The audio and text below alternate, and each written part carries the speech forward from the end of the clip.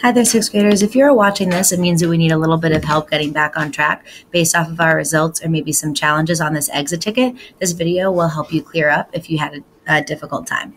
So first for number one, which of the following best identifies a similarity between, so I know that I'm doing this, I'm trying to compare, between the presentation of information in the letter and the information revealed in Out of the Dust? Okay, so the answer here is inner dialogue.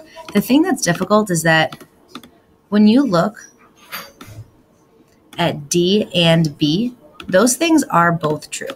Everything I've highlighted in green here is true facts. These are things that you can use to compare both of them. But I read these and I know that neither B or D answers my question because it doesn't talk about the presentation of information. B and D identify a similarity in both texts, but they don't actually talk about the similarity in how the author gives us information. So now that I know that's the answer to number one, part B, which two of the following details best supports your answer to part A? So I know that I'm trying to find details that show inner dialogue presenting information. So what's the correct answer here? Right, we have D and F are both revealing information about the Dust Bowl through inner dialogue. So now we're going to be doing the same thing, but looking what is the difference between those two pieces of information. Remember, we're talking about just how they're presented.